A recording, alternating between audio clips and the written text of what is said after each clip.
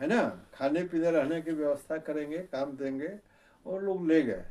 तो अंग्रेज लोग जब शासन करते थे जी। तो उनके छोटे छोटे उपनिवेश, जैसे यहाँ के लोग चले गए मॉरिशस, सूरीनाम, त्रिनिदाद, इसके बाद और भी कई छोटे देशों में ले जाए गए, और वहाँ जा कर के इन लोगों ने काम करना शुरू किया, प्रोडक्टिव वर्क करना शुरू किया, और वो एक एग्रीमेंट के तहत ले जाए जाते थे, एक क्या कहें, समझौता के तहत। उसी एग्रीमेंट को गिरिमिटिया है, और वो उसको भोजपुरी में गिरिमिटिया लोग कहने लगे हैं, हिंदी का अपभ्रंश शब्द हो गया, और भोजपुर इलाके के ढेर लोग गए हुए हैं मॉरिशस में, अच्छा। त्रिनिदाद में।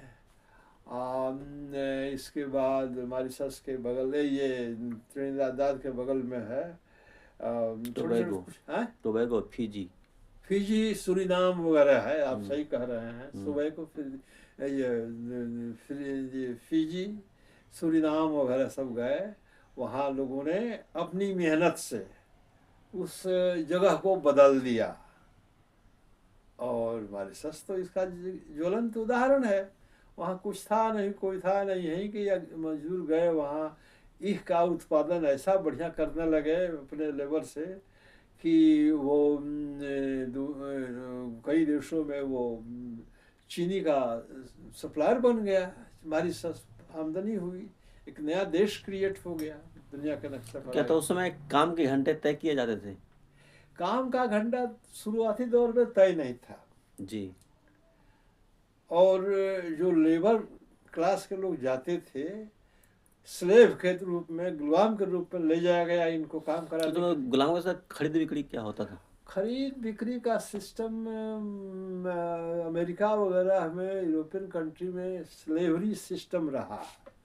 तो स्लेवरी सिस्टम से मुक्ति मिली लोगों को, और वो मजदूरों ने इकट्ठा होकर के जब विरोध और विद्रोह करना शुरू हुआ, तो धीरे धीरे ये चीज़ें हटी। 1857 की, 1800 भर रहे हैं, 86। 1789 की जो क्रांति हुई थी फ्रांस की, अच्छा।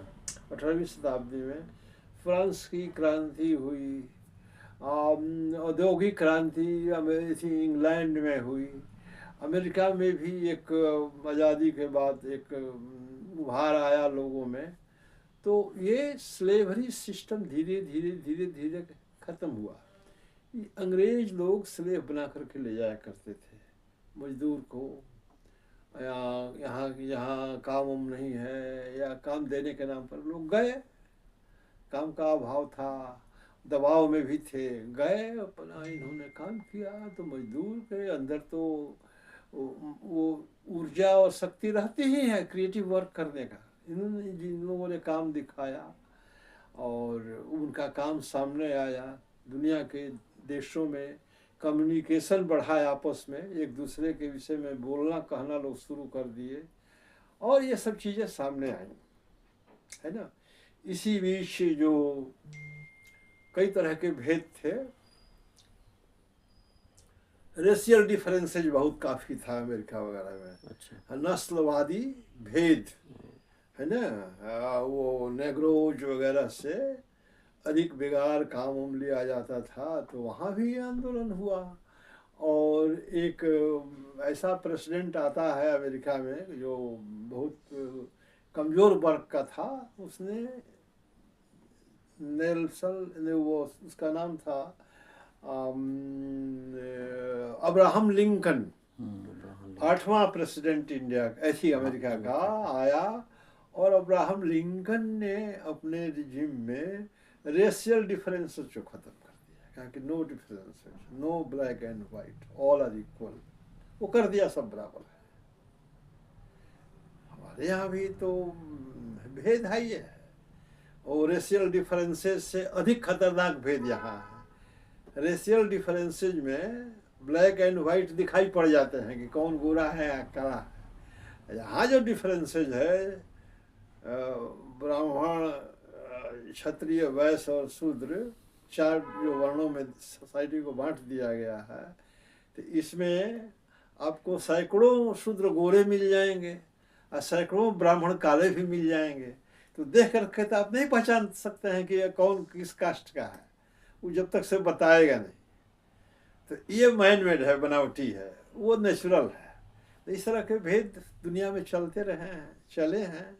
लेकिन जो जो आदमी का विकास हुआ, नैतिकता का विकास हुआ, आदमी में बौद्धिकता का विकास हुआ, तो नैतिक और बौद्धिकता, नैतिकता बौद्धिकता के चलते मनुष्य अपने को सभ्य सुसंस्कृत कहने लगा।